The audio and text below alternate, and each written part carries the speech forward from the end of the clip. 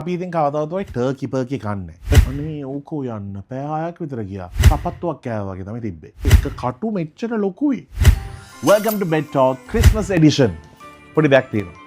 Christmas කියන්නේ අපේ හැමෝගෙම ජීවිතේ මොකද්ද කන්නේ?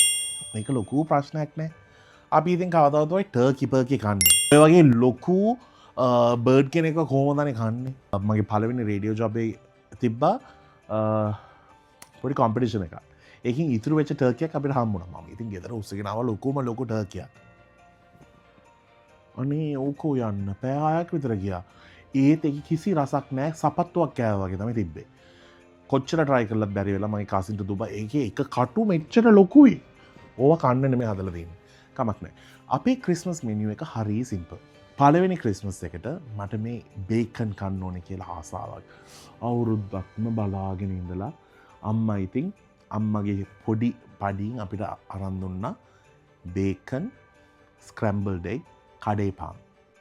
මේක තමයි අපේ ෆේවරිට් ක්‍රිස්මස් බ්‍රෙක්ෆාස්ට් එක.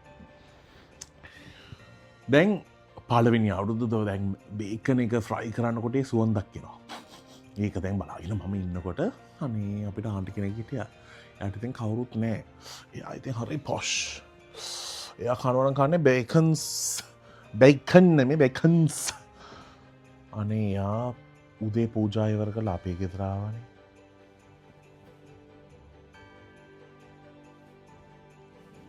අම්මා ඉතින් ওই බේකන් ටික යාට දුන්නා.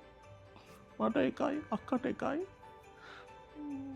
ස්ක්‍රැම්බල්ඩ් එග් තමයි වැඩියෙන් හම්බුනේ අපිට. ඒක තමයි අපේ පළවෙනි බ්‍රෙක්ෆාස්ට් ට්‍රැඩිෂන් එක. අද වෙනකන් අපි ඕක තමයි ෆලෝ කරන්නේ. අම්මගේ ෆේවරිට් චීස් එක ක්‍රාෆ්ට් චීස්. ඒක අපි පොඩ්ඩක් දාගත්ත පිටරටින් කවුරු හරි ගෙනාවුත් කියලා. දැන් ඉතින් පුළුවන් අපිට පොඩ්ඩක් ගන්න. සෝ අපේ පවුලේ මේ ලව් කේක් හදනවා. ක්‍රිස්මස් කේක් එච්චර අපිට ගන්නෑ. දවල් රෑ 12 පූජාව ඉවර කරලා ගෙදර ඇවිල්ලා කෝපියක් බොනවා. චයිනීස් රෝස් නැත්නම් කට්ලට්ස් කනවා. ඊට පස්සේ ලව් කේක් කාලා නිදා ගන්නවා. මේ ඔක්කොම අපේ පවුලේ විතරයි ඕවා වෙන්නේ. හැම පවුලටම තියෙනවා අමුතු දේවල් ක්‍රිස්මස් එක ගැන. මම ඉතින් ওই ක්‍රිස්මස් කාලේට බලාගෙන ඉන්නේ මේවට තමයි. ඒ කියන්නේ පවුල් එකතු වෙලා කරන්න දෙයක් හම්බ වෙනවා. අනිත් එක ඔය පැටර්න් එක කවදාවත් කඩන්න හොඳ නැහැ. කරගෙන යන්න ඕනේ. එතකොට තමයි තියෙන්නේ ක්‍රිස්මස් එකේ තනි ජොලියක්. අපි ඉතින් දැන් මිනිස්සු අඩු වෙලා අපේ පවුලේ මමයි අක්කයි බල්ලෝ විතරයි ඉන්නේ. සෝ පොඩ්ඩක් දැනෙනවා ක්‍රිස්මස් කාලේ.